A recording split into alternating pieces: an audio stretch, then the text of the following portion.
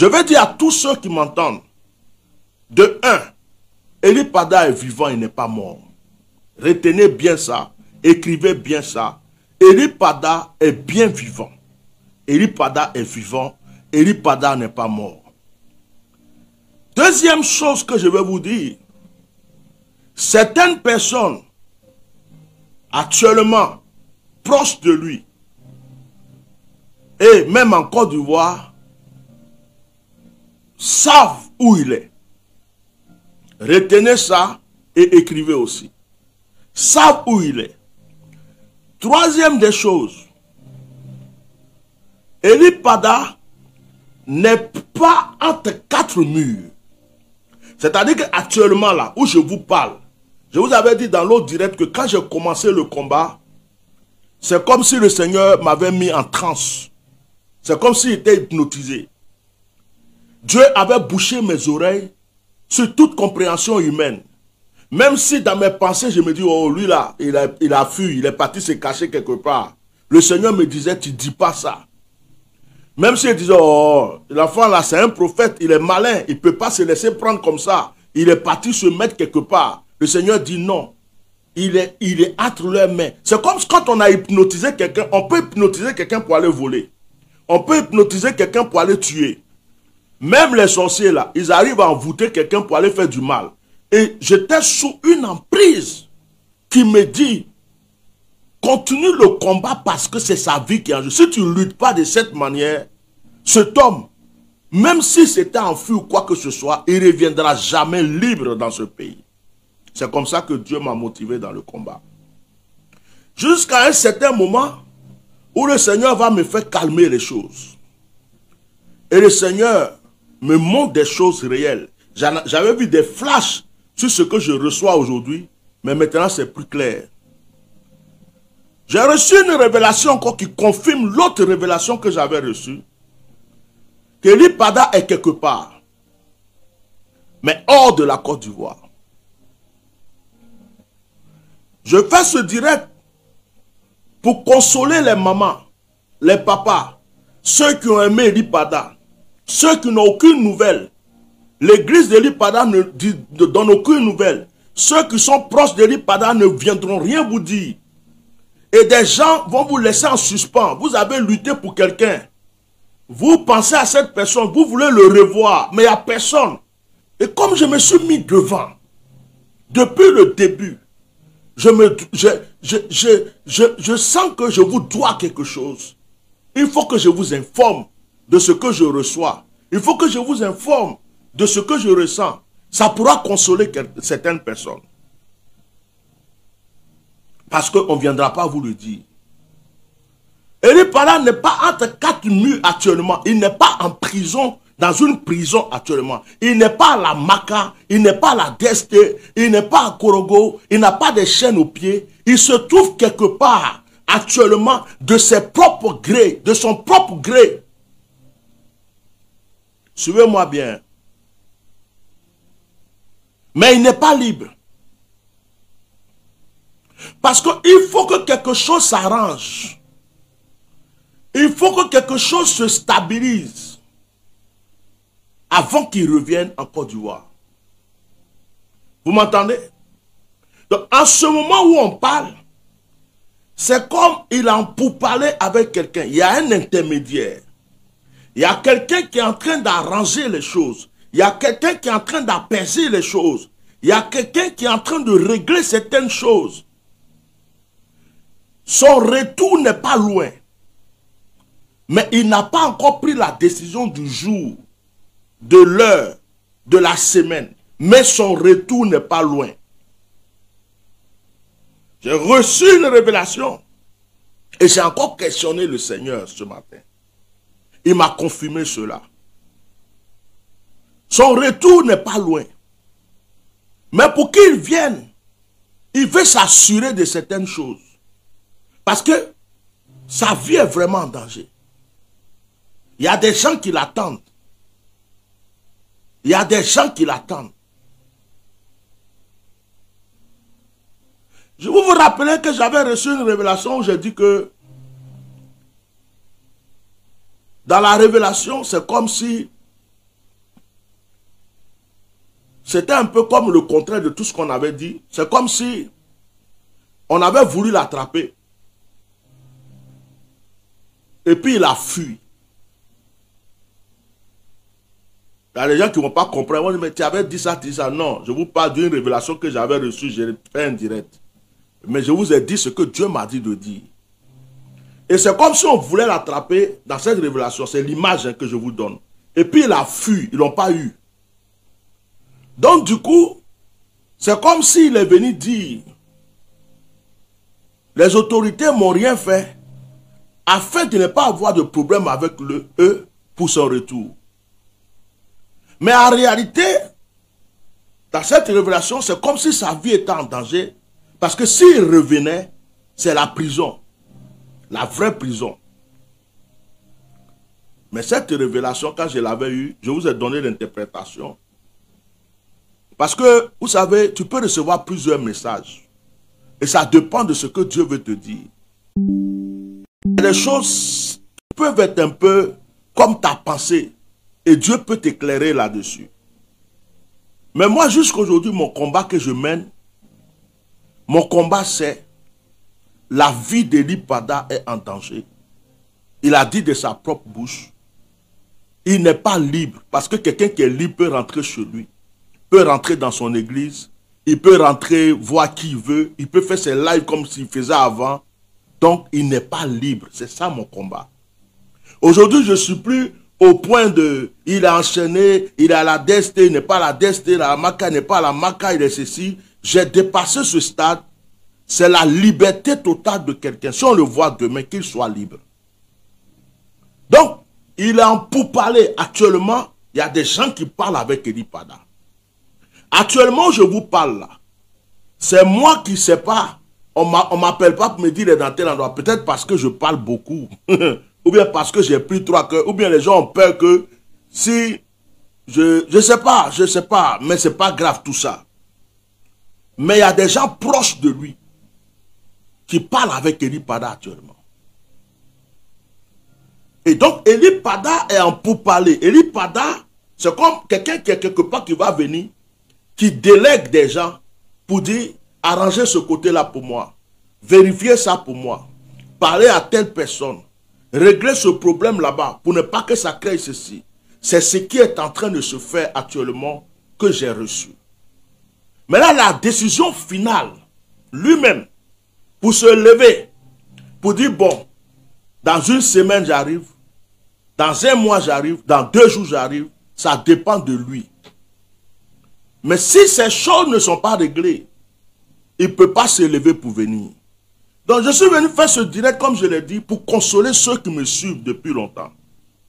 Pour leur dire, pour ceux qui ont cru qu'il est mort, qui sont passés à autre chose, Eli Pada n'est pas mort. Même actuellement là, si lui-même il voulait faire un direct, s'il voulait prendre le téléphone pour faire direct, il pouvait le faire. Mais il n'a pas besoin qu'on sache où il est. Il ne veut pas se faire voir. Il est dans son coin, en train de prier l'Éternel pour régler certaines choses, pour que certaines prophéties s'accomplissent et pour qu'il vienne en paix, pour consoler le cœur de tout le monde de sa propre bouche. Dieu parle tantôt d'une manière et tantôt d'une autre.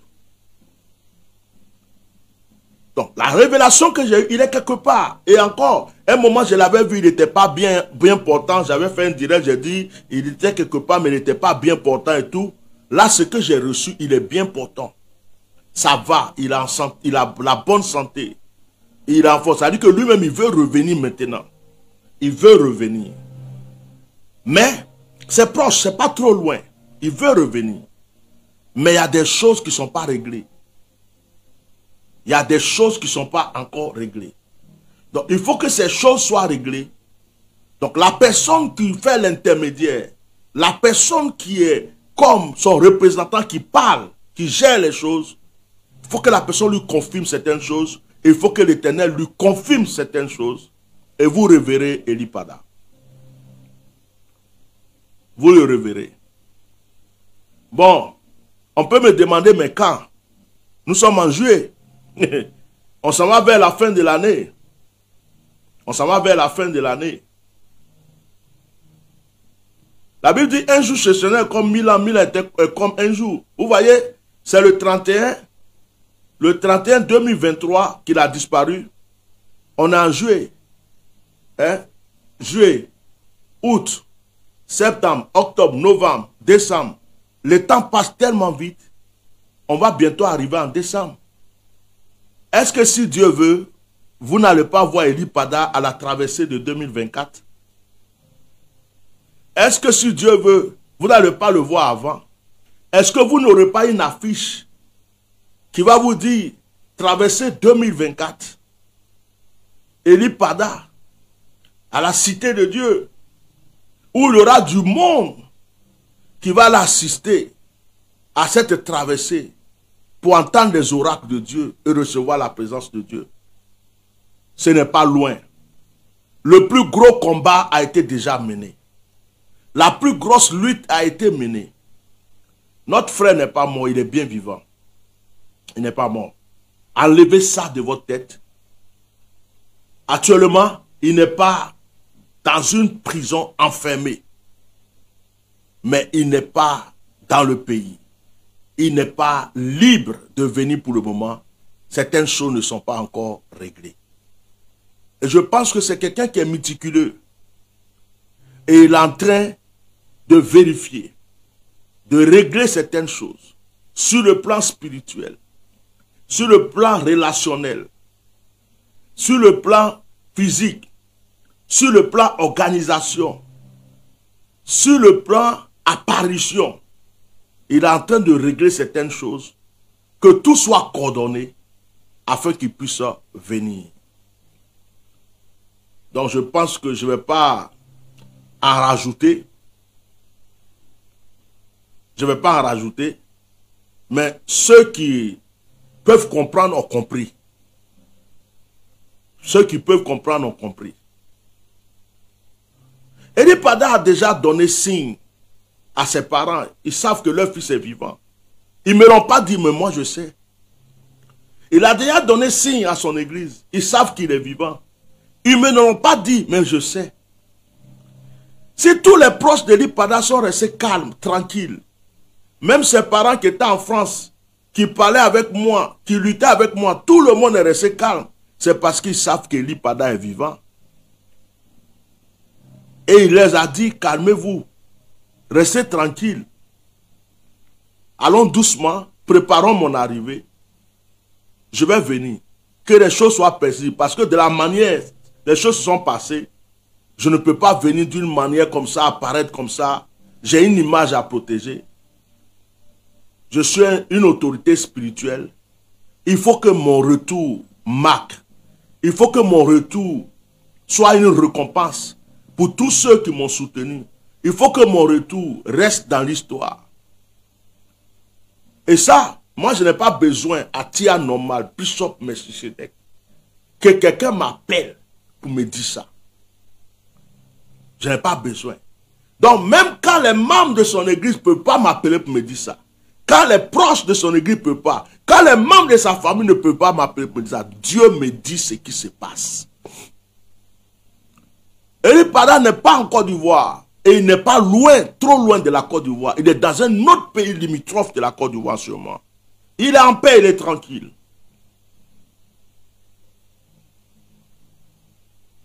Il va venir.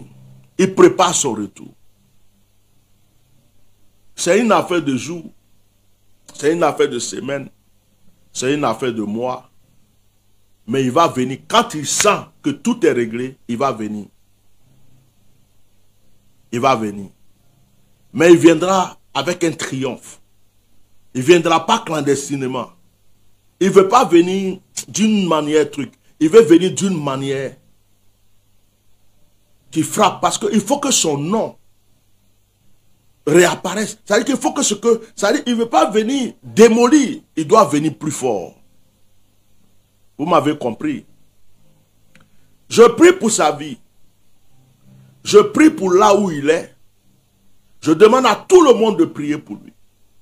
Que la main puissante de Dieu soit sur notre frère. que nous puissions réellement le revoir très bientôt, afin que ce combat que nous avons mené, nous puissions nous en réjouir.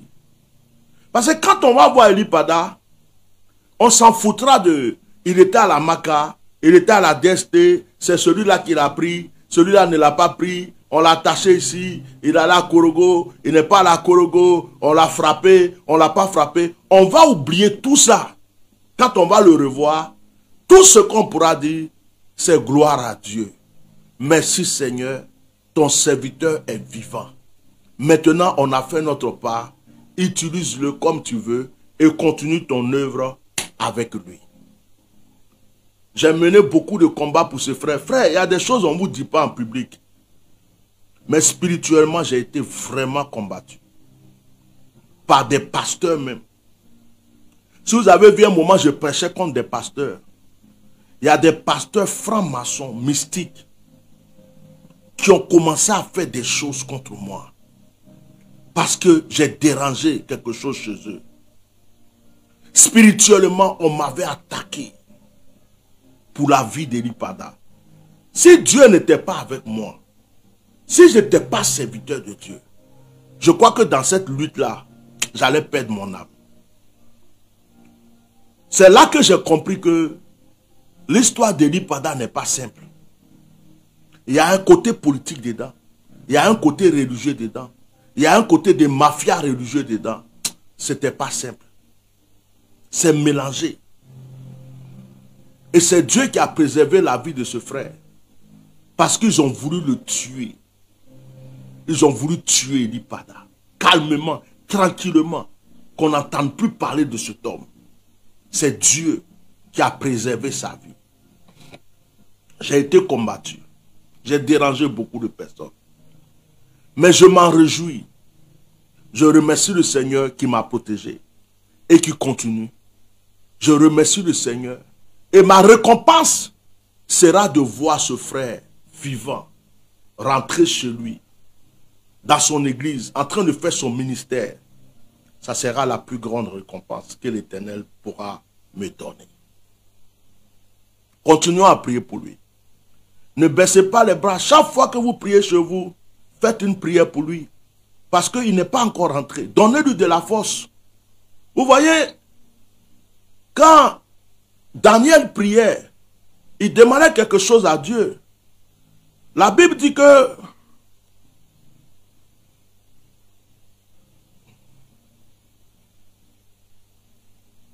sois béni, a disait la vieille, sois béni. La Bible dit que quand Daniel priait, Gabriel envoyait les ossements de Daniel. Mais la Bible dit que Lucifer, Satan s'est levé pour combattre la bénédiction et les ossements de Daniel. Pendant 21 jours. Pendant 21 jours. Et le 21e jour, quand Gabriel est venu vers Daniel, il dit à Daniel, on a été combattu par Lucifer. Michael est venu m'aider dans le combat. Mais il dit à Daniel, c'est grâce à tes prières. Daniel, c'est grâce à tes prières qu'on a remporté la victoire. Et l'apôtre Paul disait, priez pour moi. Paul qui était si puissant, son homme guérissait les malades. Paul dit, priez pour moi. Non, ne dites pas parce que c'est un prophète, parce que c'est un homme de Dieu, parce que Bishop Melchizedek, Dieu l'utilise déjà, je ne vais pas prier. Priez pour les hommes de Dieu. Priez pour le prophète Eli Pada. Deux fois, nous avons besoin de vos prières. C'est grâce à vos prières que nous pouvons être forts. C'est grâce à vos prières. Il arrive des fois que nous sommes éprouvés, attaqués spirituellement, financièrement, secoués. Deux fois, tu te lèves. Tu as un combat. Mais tu es obligé d'oublier ton combat pour t'occuper des gens qui pleurent que tu dois aider. Et c'est grâce à vos prières qu'on peut tenir. Alors priez pour notre frère Eli Pada. N'arrêtez pas de prier pour lui jusqu'à ce qu'il rentre. Si vous avez été choqué par le comportement de quelqu'un, même si c'est moi, un pasteur, un prophète, un membre de sa famille, quelqu'un de son église. Oublions tout ça. Oubliez ça. Pensons à sa vie. C'est lui qui est important. Quand il rentre chez lui, c'est la chose la plus importante. Dans un combat, on prend des coups. Il y a des blessures. Dans une guerre, quelqu'un même peut tirer sur son collègue dans un combat sans se rendre compte. Parce que l'adversaire est de l'autre côté. Mais c'est parce que c'est la guerre. Donc, un jour, on va oublier tout ça. Toutes ces disputes, toutes ces histoires de lui là m'a fait ceci, je n'ai pas aimé. Parce qu'on verra de nos yeux le prophète Eli Pada. Que le Seigneur vous bénisse. Je profite de cette occasion pour prier pour tous ceux qui ont perdu un cher. Tous ceux qui aujourd'hui sont en train de prier parce qu'il y a quelqu'un de leur famille qui a disparu. Et ils ne savent pas où est cette personne. Leur enfant est parti quelque part. Ils n'ont plus de nouvelles. Il est parti à l'aventure. Ils n'ont plus de nouvelles. Il dit, je m'en vais au Maroc. Ils n'ont plus de nouvelles. Je m'en vais en Algérie. Je m'en vais en France. Ils n'ont plus de nouvelles. Tous ceux qui ont un cher, un parent, ou tous ceux qui sont à l'aventure, qui n'ont pas les moyens de voir leurs parents aujourd'hui, leurs amis, leurs frères aujourd'hui qui en souffrent, ceux qui sont en exil et ceux qui sont en prison, je profite de cette occasion pour prier pour vous. Que la main puissante de Dieu soit sur votre vie. Que le Seigneur fasse que tu retrouves la personne qui a disparu, que tu aimes tant. Que Dieu t'oriente pour savoir où est cette personne. Je profite pour prier pour les orphelins. Orphelins de père ou de mère. Que Dieu vous console. Que la main de Dieu soit sur vous. Je prie pour tous les serviteurs de Dieu qui sont dans les épreuves. Parce qu'il y en a. Il y a des serviteurs de Dieu qui ont l'hypertension aujourd'hui. À cause des fardeaux. Il y a des serviteurs de Dieu qui peuvent faire facilement des crises cardiaques. Il y a des serviteurs de Dieu qui souffrent, mais ils ne peuvent pas dire aux gens. Leur cœur souffre, leur âme souffre. Même financièrement, ils souffrent. Mais ils font croire aux gens que tout va bien. Que la main de Dieu soit sur tous ces serviteurs de Dieu qui traversent des épreuves aujourd'hui. Je prie pour toutes les églises en difficulté qui sont éprouvées. Je prie pour les églises dans les pays islamiques qui se cachent pour prier. Je prie pour ceux qu'on a cassé leurs églises. Je prie pour les pasteurs emprisonnés, les prophètes emprisonnés, David Aimé et tant d'autres. Je prie que la main de Dieu soit sur la vie des enfants qui ont leurs parents en prison, qui ont leurs parents en exil. Que le Seigneur agisse en votre faveur. Si tu es en train de prier le Seigneur aujourd'hui parce que tu veux une délivrance, tu veux un miracle, tu veux que Dieu fasse quelque chose pour toi, je prie qu'il le fasse. Vous savez, je pense à ceux qui sont à l'aventure. Certains ont traversé la mer, d'autres sont morts. D'autres sont vivants. D'autres sont vivants. Certains ont traversé la mer. Ils sont à l'aventure. Ils n'ont pas de papier, ils n'ont rien. Ils ne peuvent même plus revenir voir leur père et leur mère. Je sais ce que c'est que l'aventure. Je prie pour ceux qui sont encore en exil depuis des vingtaines d'années, qui ne peuvent pas rentrer sur leur terre natale pour aller voir leur famille, le tombeau de leurs parents. Que Dieu vous console. Que la main de Dieu soit sur vous.